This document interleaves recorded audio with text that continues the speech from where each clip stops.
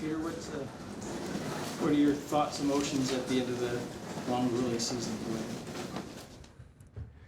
You know, you're trying to salvage all the way along. Once all the things happened, and there was not a positive response to our team.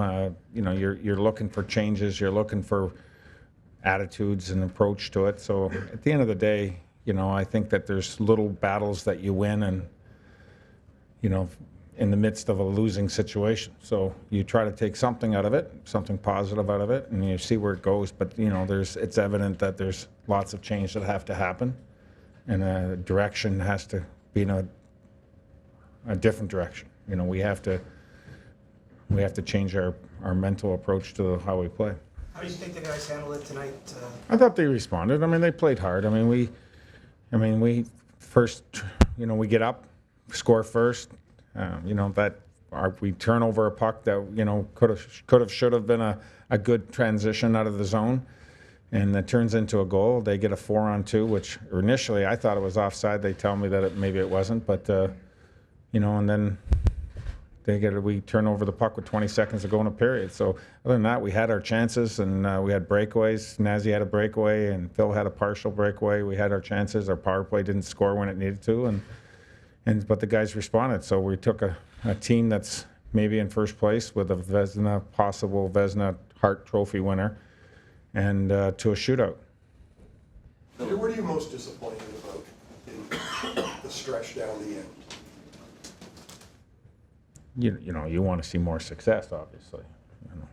And if you don't get it, you have to keep trying in different directions and different manners of motivation and where you're going to go. So, as the stretch went down, you got to remember we traded away quite a few guys, and you're trading Cody and Santorelli and Holzer and Winnick and somebody else I can't remember, but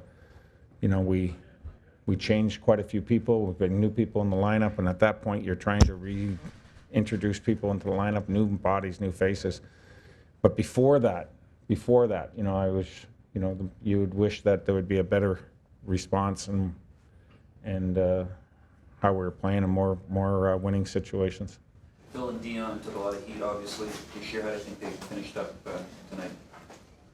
I think they both were trying to win these games down the stretch. I mean, you have to take something positive out of being in a situation where you're not in the playoffs, have no chance of that, and that's why we take different approaches. We want to take it into a 7-game playoff series, so they're playing for something.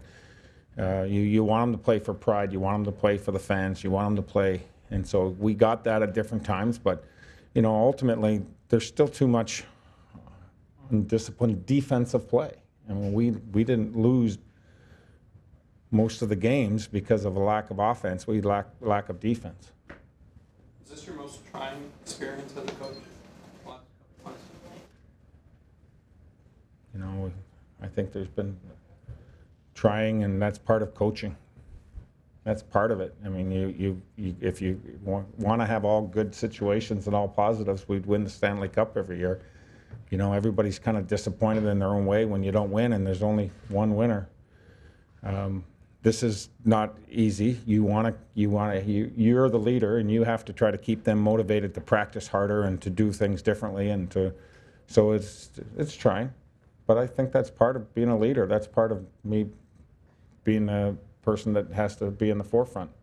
Peter, some of the players were talking about the emotions they felt on the last day. Did you feel any emotions today going through the day and coaching tonight? Do I feel anything? I'm a shell. No. There's nothing inside. No. You try not to show emotions, and that's part of it. You try not to ride the highs, and you try not to ride the lows. And if you do that, you're not going to sleep at all. I mean, there's not a lot of sleep sometimes. So you have to try to keep it at an even keel. You have to try to keep the players at an even keel. Show up tomorrow, we're going to work. And take an approach where if everyone's lips hanging down and you're trying to get people away from feeling their own individual successes and failures into a team successes and failures. And that's part of bringing them into that team framework. And that's what you're trying to do when you're going down the stretch here, is trying to keep them into that team framework. And so to do that, you can't be jumping up and down all the time, and you can't yell at them every day. They'll tune you out. So you try different methods, and sometimes you raise your voice, sometimes you talk evenly, sometimes we do different things. That's part of coaching. That's part of what we do. And it wasn't successful, so, you know, I have to stand up and answer to that. We all acknowledge you were put in a tough situation here, but do you have any regrets about the way things turned out? Or anything you did? You know, if they ask me to do whatever they ask me to do, I'm going to do it. And if it doesn't work out for me, and obviously this is going to look bad on me, I think people know the situation that understand. So this is not an easy situation you step into. You try to change things. You try to stand up and be the person that should be there. And I believe in what I do. I believe in my leadership. I believe in my character. And you know, it looks bad, but you know, I'm still going to be moving forward and doing the right things hopefully in the next situation. Why do you think they didn't respond in the early going to the change in coaching or the? You know, individuals resist change. And that's the best way I guess I can say that. People don't want to change. They want to keep it in the comfort levels where they are. Did you have a specific message to the group after the game, or let it be? No, I asked them to try to play hard, and let's try to win this game and put it down. We got our opportunities. We didn't win the game. We took it to a shootout. So I said, you know, we didn't win Game 7. We lost. That kind of symbolizes the way other seasons went. We did not succeed where we needed to succeed, but there's lots of new approach for next year. There has to be. There has to be a better conditioned, a better attitude, a new approach to how we want to do things, and whatever the group is, this has to change. You know, you can't go about. You have to have a respect Toronto deserves, and should have the respect of a competitive team that goes to where they need to be. But ultimately, this team had to change. If we continued right where we were in November, we might not make the playoffs. We might be fighting for the playoffs. And if you're in that situation and we're fighting for the playoffs and where we make the playoffs, we weren't going to win.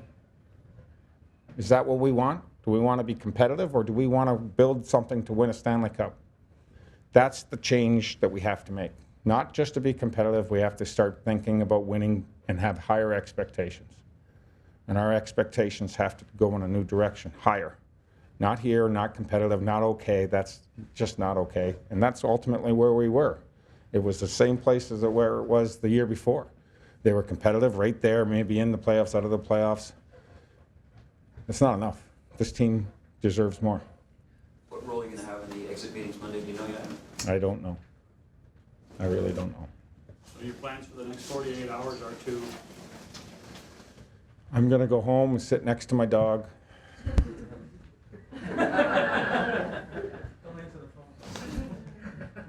You know, tomorrow, you know, I probably won't do a lot. We'll come in and hopefully there'll be some meetings and some discussions.